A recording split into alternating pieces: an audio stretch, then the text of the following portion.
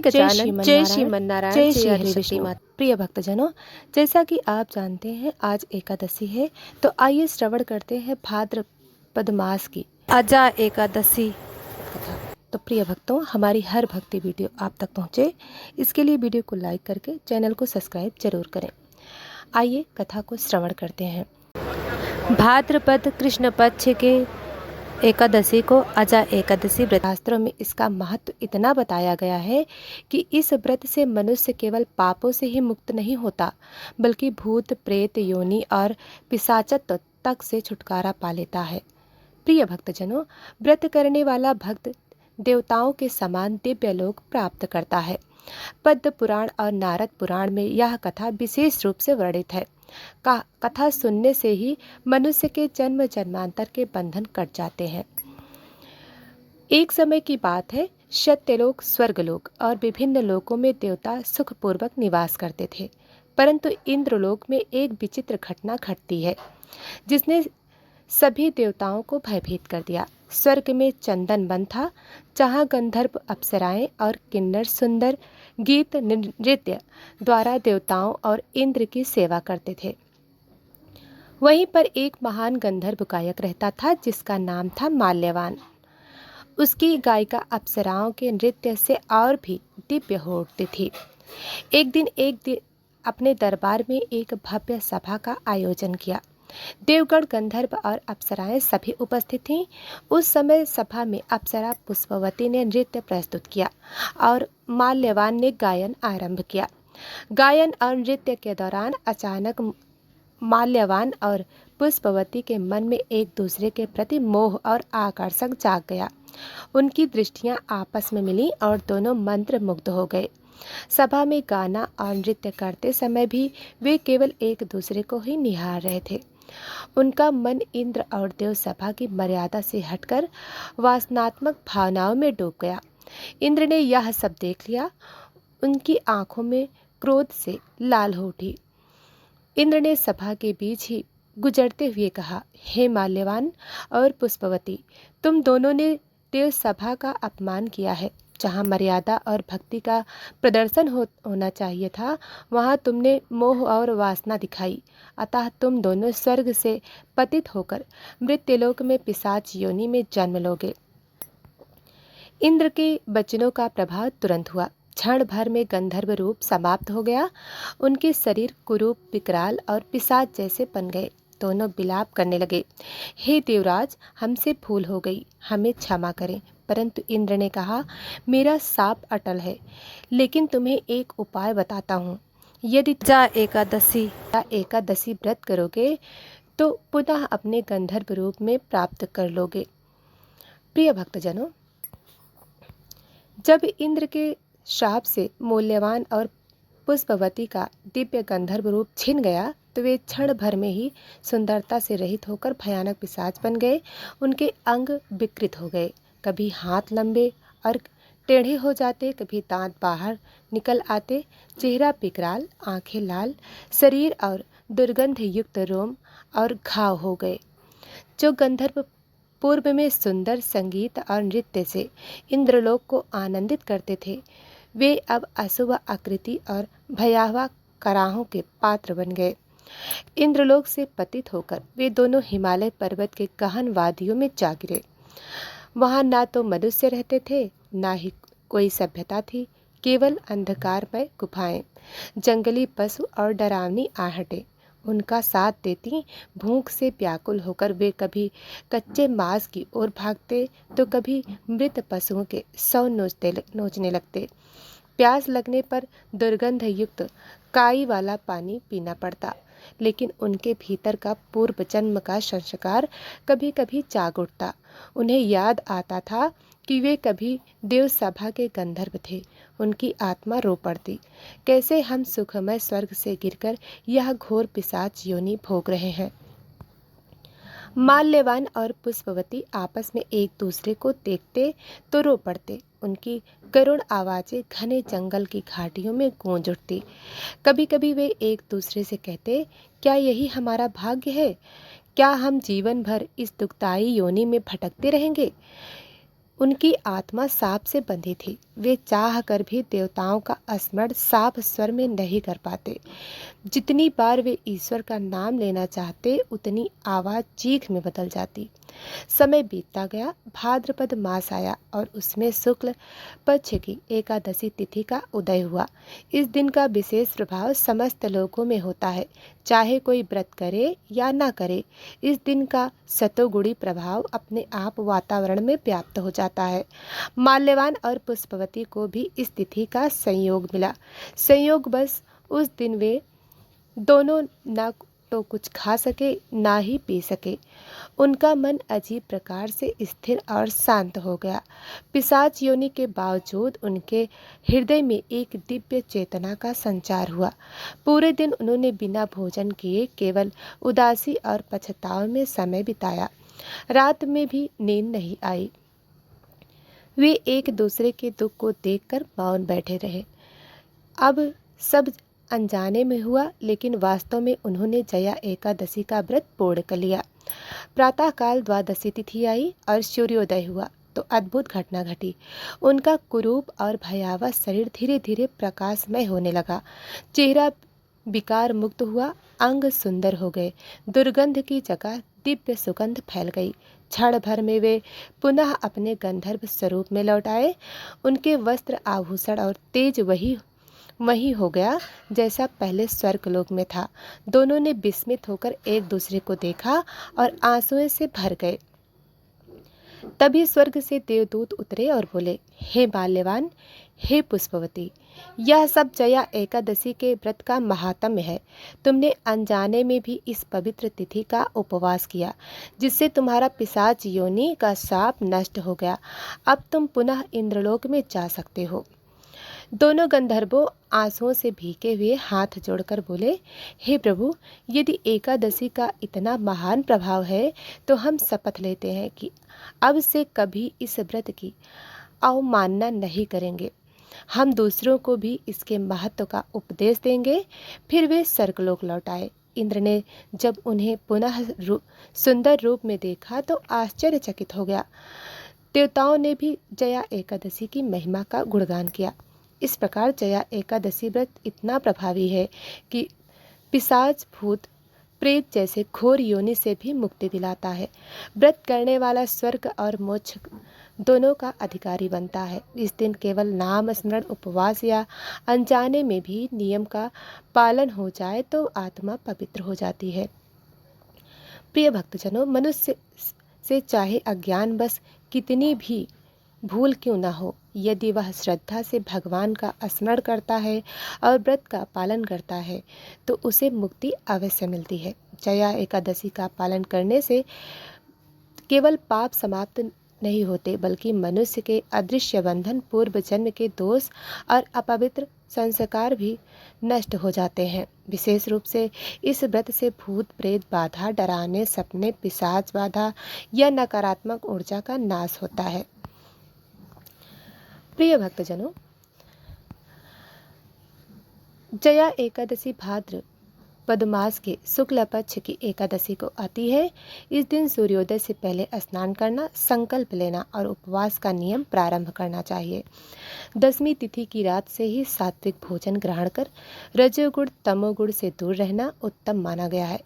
एकादशी के दिन अन्न, दाल, चावल, तिल, मसूर, लहसुन, प्याज आदि का सेवन वर्जित है। शास्त्रों में कहा गया है, एकादश्याम द्वियो भुंडते भक्ष्यम वा लघुमानवा सप्तजन्मसु भोगेन तस्य पापम निहन्यते। अर्थात जो मनुष्य एकादशी पर भी भोजन करता है उसका पाप 7 जन्मों तक भोगना पड़ता है। प्रिय भक्तजनों, प्रातःकाल स्नान कर शुद्ध वस्त्र धारण करने के बाद व्रत का संकल्प किया जाता है। मम सर्व पापच्छ पूर्वक श्री विष्णु प्रीत्यर्थ जया एकादशी व्रतमहम करिष्ये। इस संकल्प का अर्थ है, मैं अपने पाप के क्षय और भगवान विष्णु की प्रसन्नता के लिए जया एकादशी व्रत का पालन करूंगा। घर या मंदिर में भगवान विष्णु की मूर्ति अथवा स्वच्छ चित्र को स्वच्छ स्थान पर स्थापित करें। आसन पर बैठकर दीपक जलाएं। कलश स्थापना कर उस पर नारियल रखें और आम्रपत्र सजाएं। तुलसी दल, गंगा जल, पीले पुष्प और शंख का उपयोग करें। व्रत के दिन अखंड दीपक जलाना विशेष फलदायी माना जाता है। पूजन विधि: सबसे पहले गणेश जी की पूजा कर अवरोध दूर करें। फिर शंखनाद कर विष्णु जी को स्नान कराएं, अभिषेक करें। गंगा जल, पंचामृत, दूध, दही, घी, शहद, शक्कर से अभिषेक। वस्त्र, यज्ञोपवीत और आभूषण अपवित्र करें। तुलसी तल भगवान विष्णु को अर्पित करना अनिवार्य होता है। पीले पुष्प, धूप, दीप, नैवेद्य अर्पित करें। विष्णु सहस्त्र नाम या गीता पाठ करना शुभ माना जाता है। अंत में आरती कर व्रत कथा श्रवण करें। एकादशी का नियम। व्रत का नियम: एकादशी के दिन उपवास रखें। फलाहार या निर्जल व्रत करने की परंपरा है, परंतु यदि स्वास्थ्य कारण से निर्जल ना हो सके तो केवल फल और दूध ग्रहण करें। दिन भर हरिनाम का जप, भजन, कीर्तन और कथा श्रवण करें। रात में जागरण करने का विशेष महत्व है। द्वादशी को सूर्योदय के बाद भगवान विष्णु का पूजन कर ब्राह्मण को भोजन कराकर दान देकर व्रत का पारणा करें। शास्त्रों में जया एकादशी का प्रभाव इतना अद्भुत बताया गया है कि यह व्रत पिशाच, भूत, प्रेत आदि योनि से मुक्त करता है। जीवन में पाप चाहे कितने ही क्यों ना हो, उनका नाश हो जाता है। व्रत करने वाला भक्त वैकुंठ धाम का अधिकारी बनता है। घर में सुख, शांति, धन धान्य और समृद्धि आती है। पद्म पुराण में कहा गया है, जया नामे का दसी पाप पिशाच विनाशिनी कृत्वा तो व्रत में तद्धि विष्णुलोकम सगच्छति। अर्थात जया नाम की एकादशी सारे पाप और पिशाचत्व का नाश करने वाली है। जो इसका व्रत करता है वह विष्णु लोक को जाता है। व्रत का लौकिक फल: जिन लोगों के जीवन में बार बार अशांति, मानसिक तनाव या दुस्वप्न आते हैं, वे इस व्रत से मुक्त हो जाते हैं। परिवार में प्रेम बढ़ता है। शारीरिक और मानसिक स्वास्थ्य सुधरता है। व्यापार और नौकरी में बाधाएं दूर होती हैं। संतान की उन्नति होती है। व्रत का परलौकिक फल: मृत्यु के समय यमदूत पास नहीं आते। जीवात्मा विष्णुदूतों द्वारा बैकुंठ ले जाई जाती हैं। यदि कोई व्रती मृत्यु के बाद पितृलोक में जाता है तो वहाँ भी उसका मान सम्मान बढ़ता है। इस व्रत का पुण्य स्वयं व्रती के साथ साथ उसके कुल परिवार पूर्वजों को भी लाभ देता है। महर्षि वेदव्यास जी कहते हैं, जया एकादशी व्रतम सर्व पाप प्रणाशनम अनायसेन लोकानां पिशाचत्व विनाशनम। अर्थात जया एकादशी व्रत पापों का विनाश करने वाला और बिना किसी कठिन साधना के ही पिशाचत्व का नाश करने वाला है। प्राचीन समय में एक नगर में एक धनवान व्यापारी था। उसके घर में रात दिन प्रेत बाधा बनी रहती थी। घर के लोग भयभीत रहते। एक साधु ने उसे समझाया, भाई, तुम्हारे घर में कोई पितृ पिशाच योनि भटक रहा है। इसका उद्धार तभी होगा जब तुम जया एकादशी का व्रत करोगे।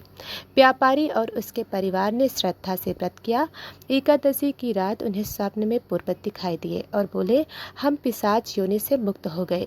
तुम्हारे व्रत ने हमें बैकुंठ धाम पहुंचा दिया। उस दिन से घर में शांति समृद्धि लौट आई। प्रिय भक्तजनों, इस प्रकार जया एकादशी व्रत की विधि और प्रारंभिक महिमा से हमें यह शिक्षा देती है कि धर्म का पालन केवल देवताओं के लिए नहीं बल्कि साधारण मनुष्यों के लिए भी उद्धार का साधन है। एक दिन का व्रत ही जन्म जन्मांतर की विपत्तियों को समाप्त करता है। यह व्रत न केवल स्वर्ग बल्कि मोक्ष का द्वार खोल देता है। पद्म पुराण में जया एकादशी को पाप पिशाच विनाशिनी कहा गया है। वहाँ लिखा है, जया नामे का दशी पाप पिशाची विनाशिनी कृत्वा तो व्रत मेताधि विष्णुलोकम सगच्छति। यह एकादशी सारे पापों और पिशाच जैसी नीच योनियों का नाश करने वाली, जो इस व्रत को करता है वह विष्णुलोक अर्थात बैकुंठ धाम को जाता है। स्कंद पुराण में कहा गया है, जया एकादशी के प्रभाव का और भी व्यापक चित्र वहाँ कहा गया है कि जिस मनुष्य ने अनजाने में भी इस एकादशी का व्रत कर लिया है उसे मृत्युलोक में कभी भूत प्रेत बाधा और नहीं सताती, और जो श्रद्धा से व्रत करता है उसके 7 जन्मों तक कोई अशुभ ग्रह, दारुण रोग या अकाल मृत्यु नहीं होती। स्कंद पुराण यह भी कहता है कि जया एकादशी का व्रत करने वाला व्यक्ति यदि शत्रुओं से घिर जाए तो भगवान विष्णु की कृपा से सुरक्षित रहता है। नारद पुराण में कहा गया है, एकादश्याम वृत्त्याम कृत्वा पाप पिशाचत्व न विद्यते सर्व पाप क्षयो भूत्वा विष्णु सायुज्य माम प्रोयात। अर्थात जया एकादशी का व्रत करने वाला कभी भी पिशाच योनि नहीं जाता, उसके सारे पाप मिट जाते हैं और अंत में वह विष्णु धाम में जाकर सायुज्य भगवान के साथ एकत्व प्राप्त करता है।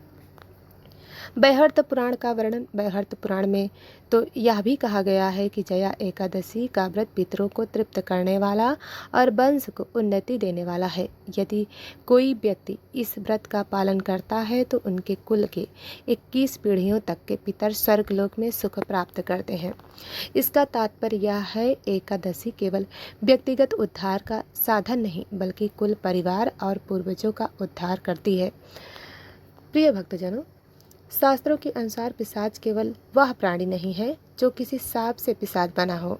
पिशाच का अर्थ वह आत्मा जो अतृप्त, अशांत और भोग वासनाओं से ग्रस्त होकर प्रेत योनि में भटकती है। जया एकादशी का व्रत ऐसी आत्माओं के बंधन तोड़ देता है। इसलिए यह व्रत उन लोगों के लिए भी अनुशंसित है जिनके परिवार में बार बार अशांति, भय और प्रेत बाधा अनुभव होती है।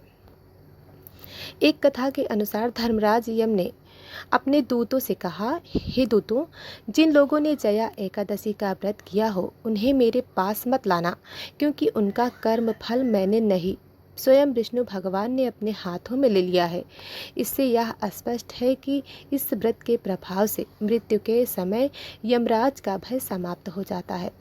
पुराणों में यह भी कहा गया है, यदि जया एकादशी के दिन भगवान विष्णु को तुलसी दल अर्पित किया जाए तो उसका फल सहस्त्र यज्ञ के बराबर होता है।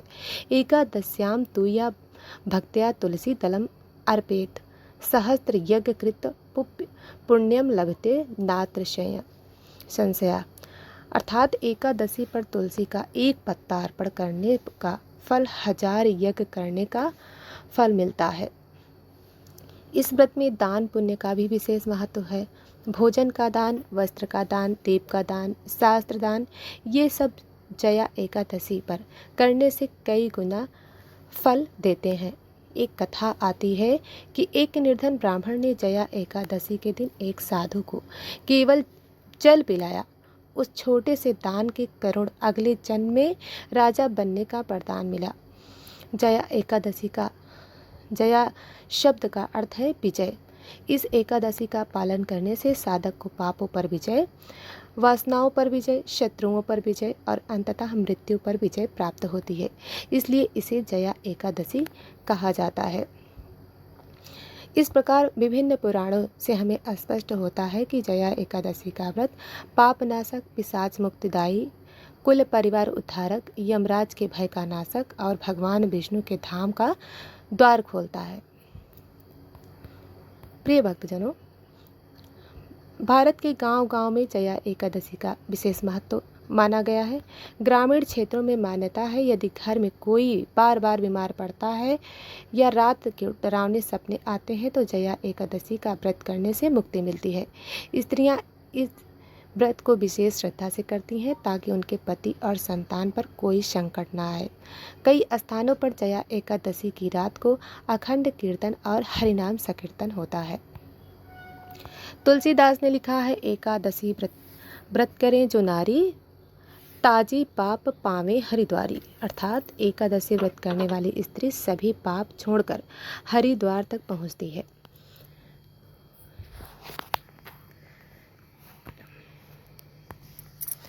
तो भक्तों, यह थी एकादशी व्रत की कथा, जया एकादशी व्रत की पौराणिक कथा। तो भक्तों, अगर वीडियो पसंद आए तो वीडियो को लाइक करके चैनल को सब्सक्राइब जरूर करें।